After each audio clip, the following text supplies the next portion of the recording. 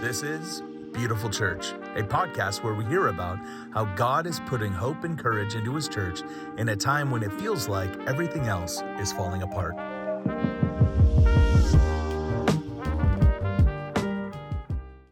Welcome to the Beautiful Church podcast. I am your host, Zack Hensley, here with Sarah McNulty. Hello. Our goal with this whole podcast, and this is our first episode, is we're talking to pastors and leaders from around America, specifically the church in America, and eventually we'll probably talk to people from the church abroad, around the nation, Praise but God. around the world, but really focusing on the church in America, because there's a time right now here in the church in America where things feel like they're falling apart. And there are statistics, even from Barna, that are really, really discouraging. I mean, there's a statistic from Barna that says during the pandemic, a third of the church walked away and never came back. And most people are kind of saying that that's true. And the amount of pastors I've talked to in the last so many years that have essentially are unemployed now would say that that's true. And in the midst of what feels dark, what feels like, man, what is happening to the church in America, all I hear about is the negative stuff. Right. All I hear about is this guy did this and this guy did that. And hey, there's a podcast about how bad of a pastor this guy was, and we should all listen to it. And I was thinking, I had this in my heart, and I'm going to share the story behind it. But I had in my heart, what if we actually talked about what God is doing in his church? Yeah. He will not fail, nor will he be discouraged. Yeah. It's a bruised reed he will not break. Smoking flask he will not snuff out. Jesus is looking at the church in America, and he is not discouraged at where it's at. He has a plan. He's enacting a plan in his church, and there are beautiful things happening all around this country in the church right now where God is on the move, and we want to talk about it. We want to talk about pastors and hear their stories about what God is doing. Yeah. We want to talk about our experiences of the church and what we're seeing God do. And one of our favorite questions to ask all of these pastors is, what are you hearing from God about what he's doing in the church right now? And it's been beautiful so far to hear the different responses from pastors all over the nation. So that's like a super quick summary of what this podcast is. I'm excited that we're launching, and I'm excited that I roped you into this. I am so excited too, and kind of mad at you, but no, it's good. It's good because, I'm a mom of 4. My husband and I, we're helping build the praying church, and helping people engage. And it's a lot of work and a lot of time. And I was like, I don't have time for this. And here comes Zack coming back to Kansas City. Just moved back to KC. And I used to live with Zack's wife. And so we go back a long way, many years, 18 years of friendship we have here, almost 2 decades. This is incredible. And here comes Zack, and Zack's like, hey, I'm doing this podcast. You should do it with me. I'm like, ah. And then you tell me what it's about. Yeah. And I'm like, oh, man, I need that. And I think the church needs that. And I think we just need that because there is in the last several years, one of the main things that's been hitting me is the voice of the accuser is so loud, not just over individuals, but over the church. Yeah. And Jesus really, really loves his bride. And he did not die by accident. He did not die pointlessly. He was very intentional, and he's able to fulfill and bring to pass all that is in his heart. He is able to keep us from stumbling, individuals, but the church in general. He's able to present the church in general before him. Right. One of the other things that's been hitting me too is that he is our great reward, and we are his inheritance. That together we inherit each other. And this is just such a intense, nobody can do this but him, you know? And the accuser is like, you're done. You're done. You are too far gone. Yeah. There's no way back. You're all alone. Yeah. You who love the word, you who love prayer, you who are seeking to bring people to Jesus and call them out of sin and be called out of sin personally, like I don't want to stay here in my compromise. I want someone to point out my blind spots and help me in that. And just this continual accusation of you're done. Yeah. It's over. Yeah. And you're doomed to just change and deny all of this stuff that you are giving your life to right now. There's so many pastors right now in America that are struggling and that are just under that voice of the accusation that you're talking about. And I just feel like we need to hear these testimonies. And see what the Lord is actually doing. Yes. Because he's not done with us. And what's interesting about that too is one of the things I want to show is what God is doing out there is cool, but I want to validate what those pastors are doing right now. Right. Because that's one of the things that we do. I noticed this, I talked to one of my cousins once a couple years ago, and she was just, I'm leaving the church. It's all celebrity and about money and about this and about that. And I went, really? It's all about money and celebrity? And I was like, you know that I'm a senior pastor of a church, right? And she was like, well, yeah, but everybody but you. I was like, well, I would love to get in on some of that money if there's money out there, because like we're barely, being able to get our kids through sports and all of that stuff in school. But there's a lot of you. But that's what I told her. I said, I would say 90% of the church in America looks like me, living off of, just enough to like make sure my kids are in school and in the right clothes, and really giving themselves to the communities. And I would look around in the town that I was in New York, and I would go, most of these guys are really laboring to really serve their communities, really testify of Jesus, really doing amazing things. And they keep looking at the big guys thinking, well, because I don't look like that, what I'm doing really isn't that meaningful or impactful. And it's like, no, what you're doing is exactly what you should be doing. It is the Great Commission. You're giving yourself on behalf of the bride of Christ. You're laboring for the gospel in your community, and you are seeing fruit. And yes, it looks different than 2,000 person altar calls, but 2,000 person altar calls is not what the Bible tells us that we're supposed to be doing. We're supposed to make disciples. Right. And from start to finish. It's not just converts. It's we're discipling people to give their lives. And not just, I don't just want to encourage pastors, but the general congregant, the general believer. It's like, no, the Lord is moving. Yes, He is speaking, and it is beautiful. And what He sees you. In that church matters. It really matters. Yeah. And there are hundreds of thousands of people all over this country turning their eyes to Jesus and reaching and saying, yeah, I want what you have. I believe in the word. I believe what you're doing in here. And to hear a testimony of what the Lord is doing now, not just what He's going to do, not just what He's done in the past, but how He's with us now and making us beautiful now is, I think, so valuable, because when we hear testimonies, it bolsters our faith. And when our faith is bolstered, we know faith without works is dead. We end up walking it out. And it's like, let's do it. Let's give our lives. I think what we kind of want for this podcast and what we're going to be talking about, we're going to talk a little bit more kind of the heart behind it and the story, is we kind of want to almost hold up a mirror from God's perspective, if that makes sense, to the church. And say, no, this is actually who you are. Yes. Because I feel like we do this right now as individuals with social media, right? Like we compare ourselves amongst ourselves. We look at everybody else's Instagrams and their getaways and their this and that, and we go, oh, well, we're just whatever. We can't do that. We can't do this. We don't have it together.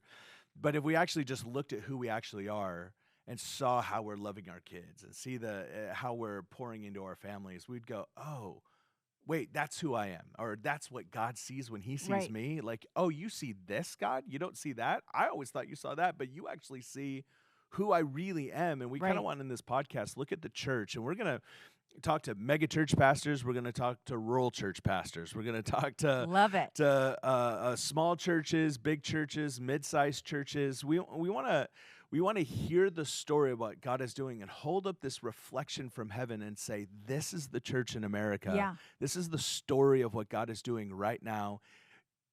Take courage and know that this is what you're a part of. This is the story that in this book, this is the story that you're a part of. Right. Yeah. So it's going to be fun. I'm excited. It's going to be good. We're going to take a quick break. We're going to come back and talk a little bit more about this.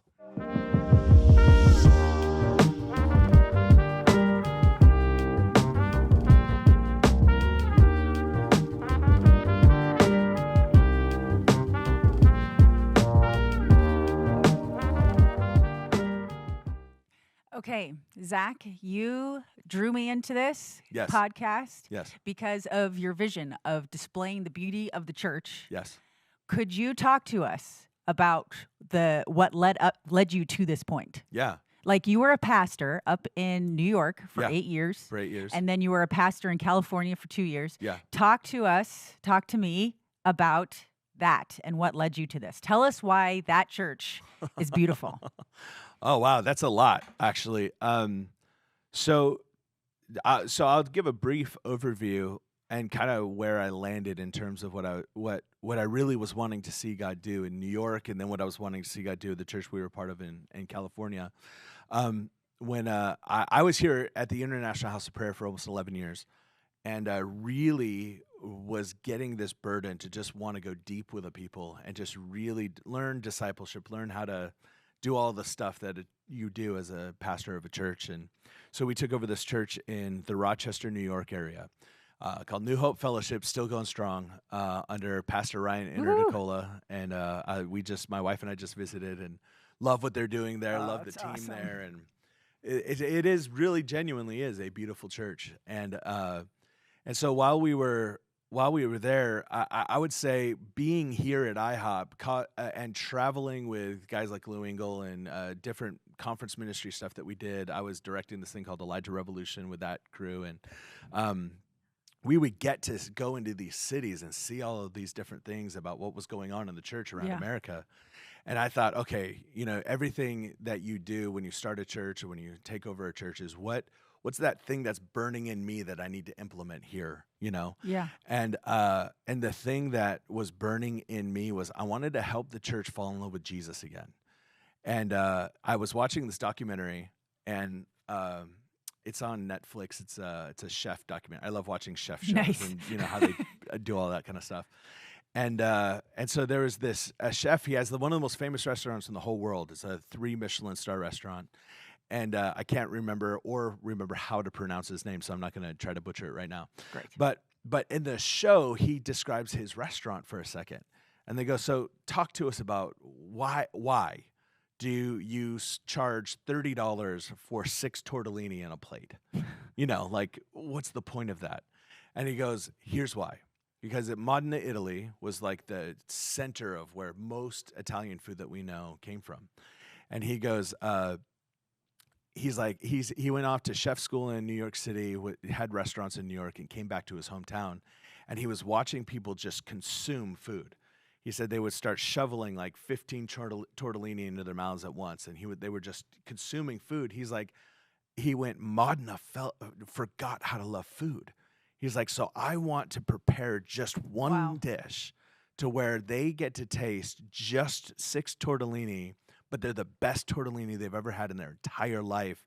And they cause them not to consume, but to savor the flavor and remember how to fall in love with the art of food again. Oh. And so all of his dishes were this, he had all this stuff. And I'm watching going, that's the church I want to pastor. I want to help people fall in love with Jesus and his word again. And I want to get rid of all the peripheral stuff and just do just the bare minimum so that people can see a picture of who Jesus and his word is and nothing else. So that then, hopefully, we can become a community that exemplifies the beauty of Jesus and his word in this region. Yeah. And I canceled. I was there for a couple years. I kind of had that epiphany after a couple years, and I went, we canceled everything. I was like, I want to strip away everything that this church is, and I just want to do 3 things well. I just want to disciple people well, do worship well, and really minister to the next generation well. Just do those 3 things. And everything else, we're going to cut all the programs, women's ministry, men's ministry, we're going to cut all of that stuff, and we're just going to do these things well. And we're going to try to give ourselves to the falling in love with Jesus in prayer and in worship. And so we got to, I don't even like saying we built, but we got to be a part of this growing entity that was New Hope Fellowship, that the Lord sent piece after piece and person after person and family after family. It got to the point where we were kind of in this rural area outside of Rochester, New York, and family after family would move from Rochester to this town that our church was in just so they could be next to the church and commute to work. Wow. Because they wanted to be a part of this community. Right. And we saw so many beautiful, and the other thing that was really important to me and to our eldership team, and really kind of a picture, if you're going to have a picture of what a beautiful church that's centered around the presence of God looks like, we really wanted it to be multi-generational. I didn't want to have the cool young church. I wanted to have a church where the cool young family comes and can really be mentored by the old family. Yeah. By the old couple whose kids have moved out and have kids of their own, but they're still at the church. Really wanted, there's this precious couple, Ruth and Denny Ditch. You know, I wanted Ruth and Denny Ditch there to be able to mentor us young families, or the Dave and Lana Collins, or some of these older couples. You know, Dave and Lana would be mad at me for calling them an older couple, but where they're awesome. These 20-year-old couples who have brand new kids, I wanted them to be able to be ministered to by these beautiful families who had been laboring in the church for so long. And so we had story after story of us becoming this praying community where on Sundays we would pray for other churches, we would pray for people in the area, and it really led to us giving into our community and a lot of cool things. It was so cool. You were talking, you know, when you were pitching it to me, you were talking a lot about your prayer meetings. Right. And can you talk about your prayer meetings? And yeah. So we did two things. You know, I came from IHOP, so I was like, we have to be a praying church because you can't be an IHOP. You can't be an International House of Prayer guy and come to to pastor a church and not be a praying church. And so, you know, I started trying to do prayer meetings and add lots of meetings, and it didn't take right away. And so then I finally just decided, why don't we pray on Sunday mornings? Like, one of the things that if I was a visitor coming to a church, I would find it normal that they would take time on a Sunday morning and pray. Because if I'm an unchurched person, I'm going, okay, I'm going to church today. This is weird. I've never been in a church. What are they going to do? They're probably going to sing at some point. People are probably going to shake my hand, and that's going to be awkward. They're probably going to have some sort of preacher preaching, and they'll probably like pray at some point, and then I'll just like sit there while they pray. And it was like, how come if I'm a visitor who's never been to a church before, how come it would feel normal for me to pray on a Sunday morning, but most of our churches don't pray on a Sunday morning? That's not even something that we do as a church. And so I was like, what if we just started doing that as a church? We're going to take 15 minutes every Sunday, and we're just going to have a prayer meeting. That's great. And so we would worship for a little bit, and then we would take time, open mic, which is always scary, but we did it. And you know, we prayed for the church in the area. And we just sometimes I had them stand and hold hands, which is super awkward, I guess. But I thought it was so like but you're Zack, powerful, and to be able to like hold hand to the person next to you. We're gonna actually together. We're praying together. We're not just listening to somebody pray. We're gonna all come and meet with God together and contend for God to move in this region. And that one thing on Sunday mornings led to a culture where people started hungering to pray together. Yeah. And that led to prayer meetings, which eventually led to us doing a prayer room and praying every single day. And we had worship teams that met every day.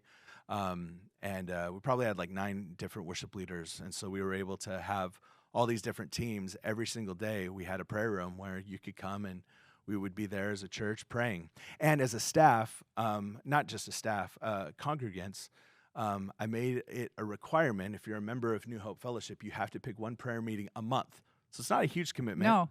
But for a local church, it feels like it's a big commitment. If you're a part of this church, you're required, and you have to sign up, put it on your thing. We're counting on you for the month, and we're going to email you every week. Reminder: this is your prayer meeting this month. But that was cool because that also led to this culture of, oh, I go to church here, which means I pray here. This is the place that I come and I pray, and we pray together as a community. That's what we do as a community. And it was really beautiful to see. I love that. Yeah. The coming together, and honestly, the discipleship yeah. that happens out of that place of prayer. Correct. Yeah. Because people are now giving themselves to this. They're praying the word. They're not that they weren't before, but in an increased way. Yeah. And they're falling in love with each other in prayer. Yeah. And falling in love with the word and the Lord. And natural community would be built around that. Right. Because I mean, that's Acts 2:42. Hey, we're all going to the prayer meeting tonight. Do you guys want to just grab dinner together and then we go? And like that kind of thing just was naturally started to happen, where people would just gather, eat, and then they would go pray, or pray and then eat afterwards, or pray and have their Bible studies afterwards. And I mean, this is a big word, but it's holy fellowship, because this is the foundation of what we're meeting around, and now we're going to go be together. Yeah. And it's Acts 2:42. They continued in the apostles' doctrine and breaking bread and prayer. So they were doing all those things to get. They were in the Word. They fellowshiped together and prayed together, and this was how they grew together. It was so cool too, because there would be young believers, who just got saved at Christmas. We do our Christmas big open Christmas service, and then salvation call, and they give their lives to Jesus, and they're getting discipled. And they would come to the prayer meetings, and then there would be, Cynthia Cucinata, who's, 84 Italian old woman who always kissed me on the cheek on Sunday mornings. I and love put that. Lipstick on my cheek that right is before I went great. to preach. But she's in there and she's praying, and she's there every time. And her friend Millie, they're there praying every single time. And it would be this example to them of, oh, that's what making it looks like, is being 85 and on fire for Jesus, where you're crying during worship and longing to see and meet with Jesus. I mean, that's one of you were saying, the multi-generational church. It's like, we need that. We need to be able to see, oh, this is how you overcome that. You went through this. Yeah. You were single and you were married, and you hit the 10-year mark, and you hit the 20-year mark, and you had kids, and this is how do you love Jesus? How do you wrestle through all these practical life things? And my heart is tender before the Lord, and I'm 85 and I'm happy and not cranky. Right. I mean, that is a miracle. Yeah. And beautiful. Yeah. It's a beautiful church. It was a beautiful church. It really was. If anyone from that church is listening, they're probably like, yeah, but there were some warts too. And like every community has it.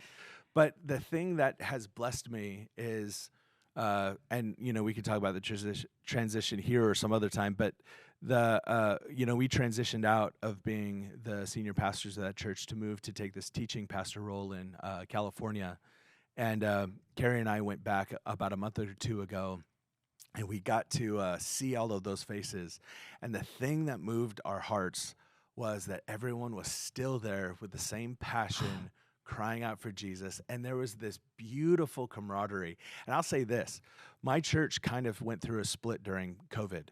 It was a hard time. It really split. It really split in half. And I'd say, we had maybe 450 with our campus up north, probably about 450 total.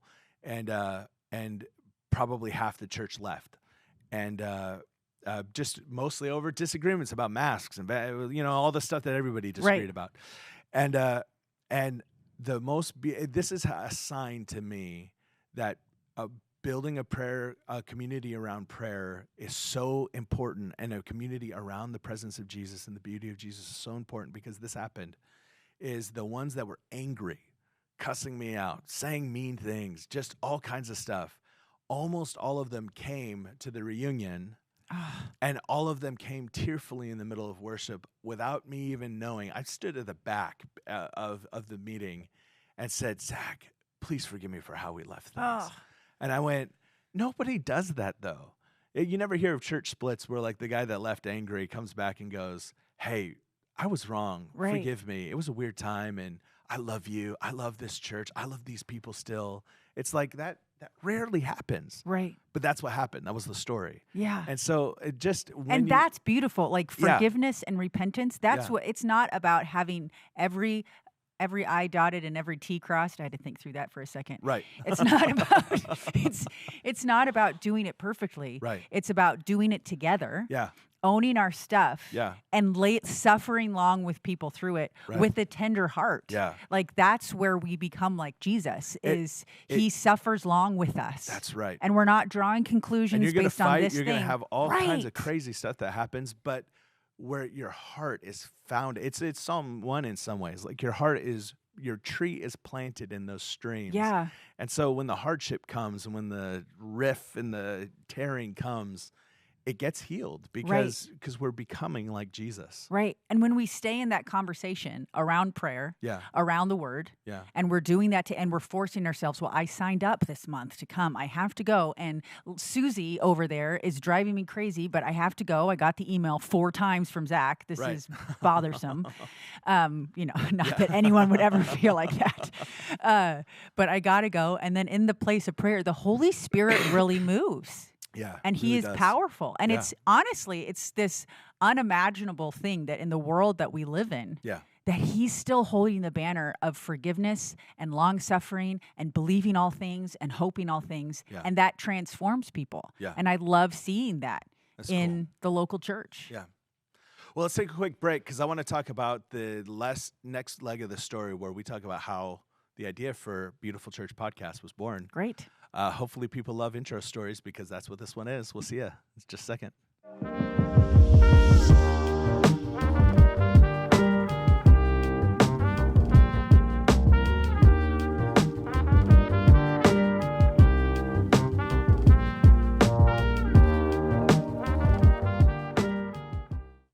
Zack, you teased us. You threw it out there a little bit about how you came to want to do this podcast. Yes. And if my memory serves me well, which I think it does, you were leading a 50 days of praying for the Bay Area with Francis Chan. Yeah, we were in the San Francisco Bay Area. I was at a church there. You transitioned out of New York. Correct. Into a church in the Bay Area. Correct, yeah. And got connected with Francis Chan. Yeah, and his whole crew. Because they were connected because of IHOP. Francis connected with IHOP. Some different people from IHOP went out there. And he was like, let's pray here in the Bay. And they came out to our church and saw our worship expression. Because I had actually brought a couple different worship leaders from IHOP out there. And they were like, man, this is so good. You guys know how to do prayer meetings. I'm like, well, we're IHOPers. That's what we do. And so they were like, I have International House of Prayer, by the way, for like the few uninitiated that are like, what is IHOP? Like, because then the jokes come. Right. And they always came because I've been outside IHOP of KC. For like, that's where we are now. Yeah, that's where we're at. And so they were like, hey, would you help us like lead these prayer meetings? And I was like, sure. They asked me to organize it. And I was like, I don't know anybody, but you guys do because you're Francis Chan. And one of the things that happened when that happened was just his name in the Bay alone, kind of all these churches surfaced. And one of the things that I had heard when I moved to San Francisco was that it's the darkest place in America. And valid, there are some really seriously gross things happening, dark things happening in San Francisco. Yeah. We're going to talk to some pastors in San Francisco about it and about their ministry there and what they're, encountering and whatnot. And you'll hear some of those stories on this podcast. But I mean, the fentanyl thing's real. The feces on the street is real. Right. The debauchery's real. All of the stuff that you hear is real. And so I had just assumed that this church I had found in, just outside the Bay in Danville must be one of the only churches that's actually, really going for it. And I actually kind of felt bad about feeling like that because once we started to go around the Bay and find all these different churches to pray with, there were not 5, not 10, not even 100. It felt like there were thousands of really healthy churches really ministering to their communities, really seeing God do really extraordinary things in the Bay Area and really laboring. I met one pastor in Berkeley, which I want to have him on this podcast. He started buying up because in Berkeley they're so militant against Christians that you can't even really go out and say that you're a church. Like put a church sign up, it would be met with resistance in that city. Wow. And so he started buying up commercial properties, turning them into workspaces during the week and event spaces. And then holding church services in the properties that he already owns on Sundays, so that way, like it called them all city centers, city centers, and then it was City Center Church on Sunday, and every Sunday they would the church would be paid for by the commercial property, so even their funds weren't raised through tithes; their funds were raised through the business that they ran throughout the week. That's awesome, and they were able to say the gospel without having congregants, worrying about, oh, well, who's going to leave if we actually say the truth. He's like, no, we want to say the truth in Berkeley, so we're going to create a way for us to be able to say the truth and actually preach the gospel in Berkeley in all these, what he called micro campuses, because some of the places only held 30 to 40 people. Right. But they would all meet, and then they would have one big meeting, once a month where they all see each other and whatever, and then they go back to their micro campuses throughout the week. And it was just really cool, innovative ways that the gospel was being preached, and people were getting saved regularly in places like Berkeley. And so when we were doing these Pray the Bays, I'm going to Fremont, I'm going to Hayward, we're going to San Jose, and Palo Alto, and all these different, East Palo Alto, and all these different places around the Bay. And we're finding these churches with vibrant communities of prayer, vibrant communities there was one Hispanic pastor, their community had been praying and seeing God move in East Palo Alto. They'd been praying for 30 years. Wow. And they've been meeting and regularly praying with regular prayer meetings for 30 years, crying out to God for their city, and they were leading outreaches and leading all of these different things. And I went, the church in the Bay is actually beautiful. No one talks about this. Yeah. Everyone told me when I was moving to San Francisco that it was the darkest place and there is nothing happening in the church there.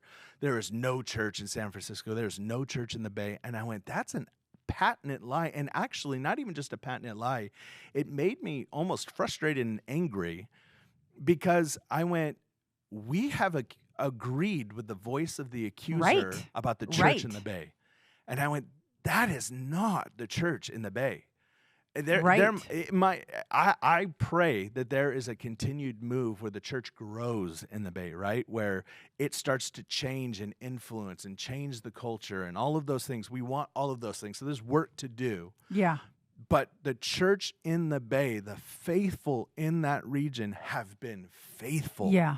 And they are laboring. And the church that I was at, they had been praying in silence in that sanctuary, just with sounds and little synthy sounds.